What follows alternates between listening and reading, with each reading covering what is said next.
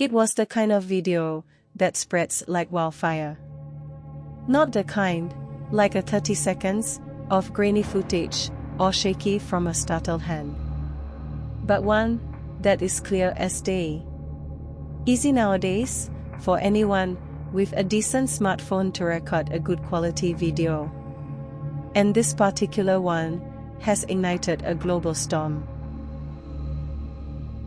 A little girl, no more than 7, stood at the edge of the Shibuya crossing.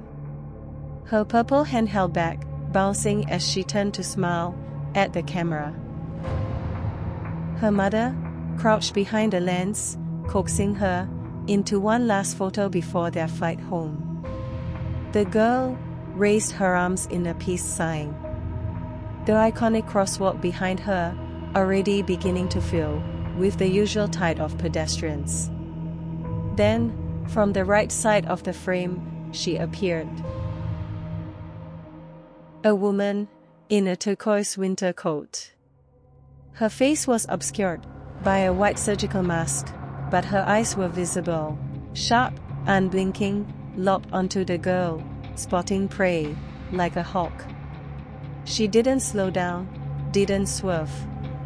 She walked straight into the child with a force that sent the girl sprawling onto the asphalt. The woman didn't look back. She vanished into the crowd. Her black and white checkered bag swinging at her side like a metronome of malice. By nightfall, the video had been viewed over 10 million times. News anchors called her the Shibuya Shaver. Comment sections boiled with outrage. Others, disturbingly, praised her. Serves them right. Don't block the crossing for your little photo ops. Finally, someone doing what we all want to do.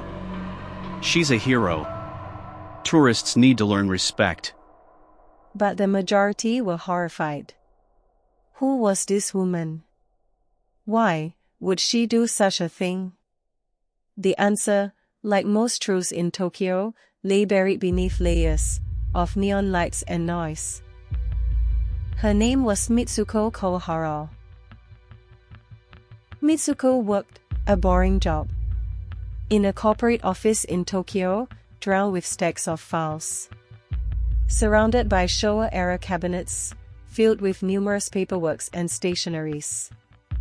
The kind, steeped with bureaucracy and punctuality, but only with working hours, because these types of companies are nothing but inefficient to the core. A workplace culture, the breeding ground for pettiness, open executions by superiors, and thick with the stench of desperate, bitter salarymen. The type who fight for seats in crowded trains. And walk stomping their feet, often rushing, and easily irritated with anyone who dares to be in their way, on their way to work. If you've been to Tokyo, it's pretty hard to miss the sight of them. Rushing to work every morning, you'd have thought they were on their way to save lives, in an operating room, or a burning building somewhere. But no. They're rushing to their dead-end jobs. The only thing they look forward to is the sickening amount of smoking breaks in between. Gossiping while doing so, complaining about their lives while doing nothing to make it better. It was not easy to get in though. You have to pass a certain number of exams. But when you do get in, it feels like a dead-end job, only with an average pay at best. It was stable, maybe enough, to make her feel arrogant and superior than the average Hakken Geisha employees, or what you call part-time employees, in Japan. But not rich enough to eat out. A decent lunch in one of the many restaurants in Tokyo. She still had to pack a bento lunch with her every day, consisting cheap, frozen side dishes, with rice balls wrapped in cling film. She lived in a crumbling danchi apartment in Adochi, with rusted balconies. She hated it, but it was all she could afford. walls, paper thin. She could hear her neighbors at night. Flushing toilets, coughing, sneezing. Babies crying, kids playing. Adults laughing, men smoking. It drove her crazy.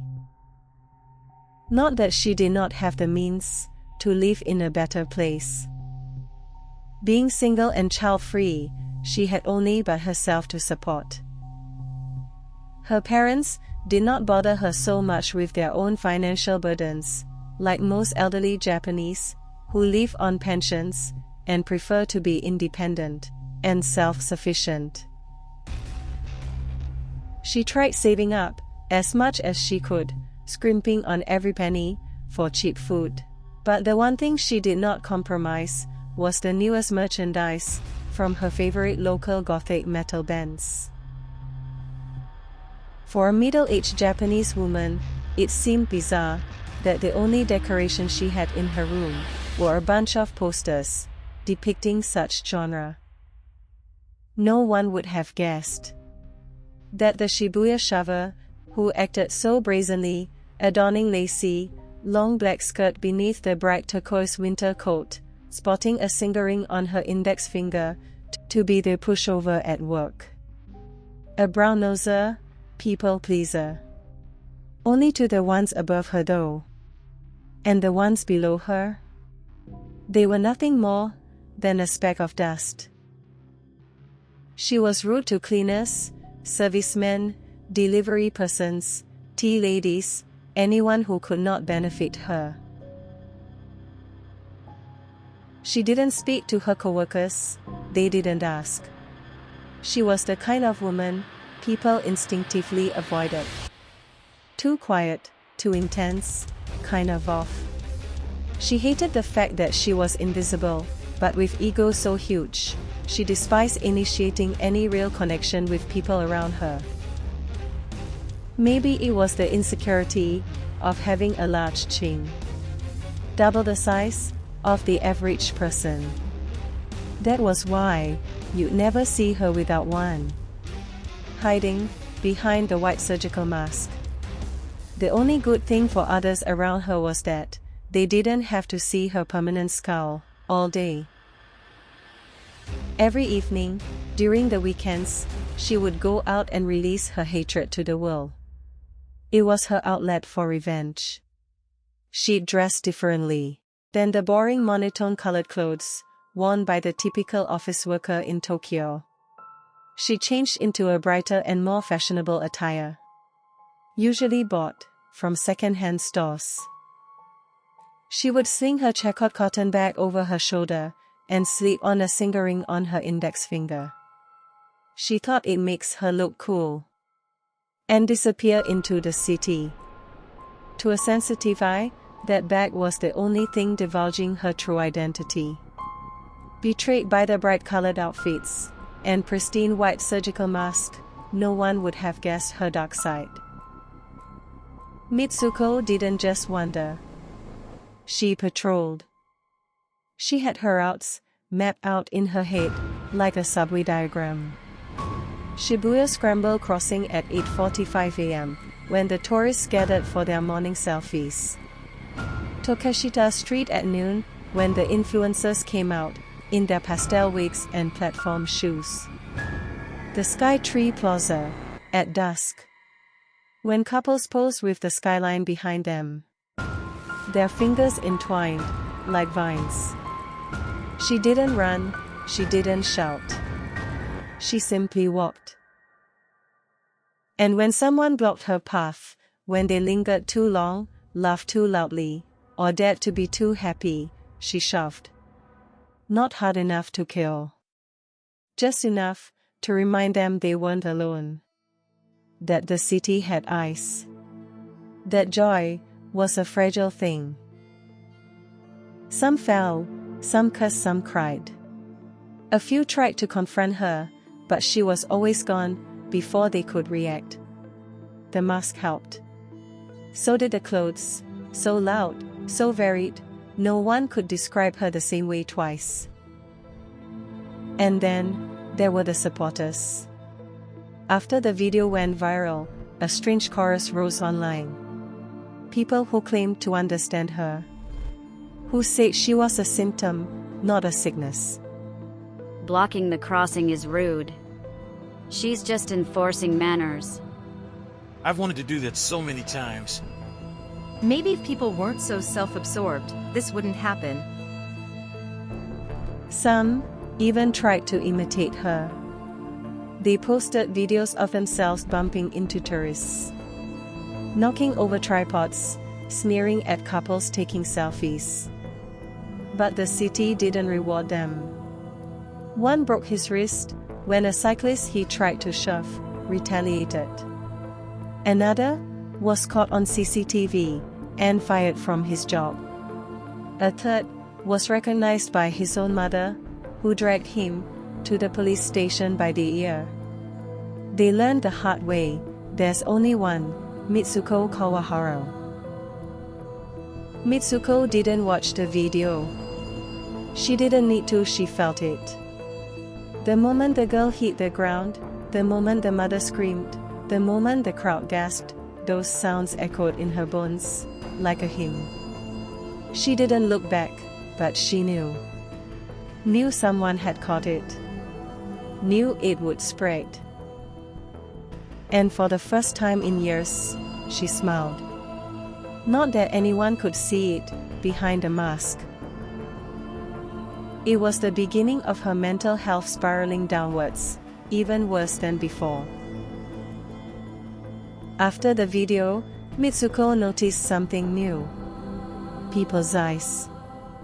People were watching her now. Not directly, never directly, but she felt it. The way shoulders stiffened when she passed. The way conversations paused, the way children clutched their parents' hands a little tighter. She should have felt threatened, exposed. Instead, she felt seen. It was intoxicating. She began to escalate. Not just shoves now, but sudden stops, in the middle of the flow. Sharp turns, into unsuspecting bodies. A dropped shoulder here, a well-timed backswing there. She started keeping count. A tally, scratch, onto a notebook sheet kept inside her checkout bag. 17, 23, 31. Each marked a moment of impact. A reminder that she still existed. There was an imitator. He was young. Maybe 20. Wore a hoodie with a slogan in bad English. And filmed everything on his phone. He called himself Urban Justice. Posted videos of himself knocking over tripods, yelling at tourists, even pushing a man into a fountain near Roppongi Hills. He thought he was clever, thought he was brave. But he didn't see her coming. It was in Ikebukuro, near the Sunshine City entrance. He was live streaming, narrating his mission to his followers, when Mitsuko appeared behind him. She didn't speak, just walked up, reached into her bag, and pulled out a box cutter. The one she'd stolen from the hundreds of generic-looking stationeries in her office. She didn't swing it, just held it up to the camera, tilted her head, and stared. The stream cut out seconds later. No one saw him again. His channel was deleted, his followers scattered. Some claimed he'd been arrested. Others whispered darker theories. But whatever it is, Mitsuko had added a new item to her bag. A cracked smartphone with a shattered screen. The police never found her. They released stills from the video, but the mask and the ever-changing clothes made her a ghost. Tips poured in, but none led anywhere. She was too ordinary, too forgettable. The kind of woman you see every day and never remember. But she remembered you. She remembered the way you laughed too loudly on the train. The way you blocked the escalator to take a selfie. The way you let your child run wild in the station while you scrolled through your phone. She remembered. It wasn't until the second video that people started to notice something strange. A man in a business suit, walking through Shinjuku Station, suddenly shoved to the ground. The camera caught a flash of color, chartreuse, and magenta this time, and the familiar checkout bag. But something was off. The woman's gait was different. Her posture, stiffer, her movements less fluid. A week later, another video. This time in Harajuku. A teenager in a cosplay outfit, shoved into a trash can. Again, the checkout bag. Again, the mask, but this time, the woman was taller, broader.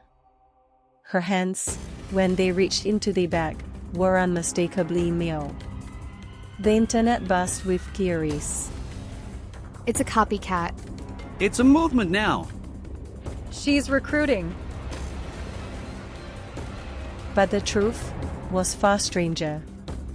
Mitsuko had vanished. Her apartment was found empty, only the golf posters remained. Majority of her co-workers did not seem to care if she showed up for work, but the HR, who handled the payroll, started noticing the missing timesheet. Her locker was cleared out. Only the bag remained, left on a bench, in Ueno Park, folded neatly. But the shovings continued. Different people, different clothes. Always the same bag though. Some say she started a cult. Others believe she died, and her spirit possesses those who carry the bag. A few claim to have seen her, the real her, smiling behind a mask as someone else did the shoving. No one knows for sure. But if you're ever in Tokyo and you see a woman or a man, or even a child with a black and white checkout bag, don't block the crossing, don't pose for a photo, don't laugh too loudly. Just keep walking. And whatever you do, don't look back. Thank you for watching. If you like this video, please like and subscribe.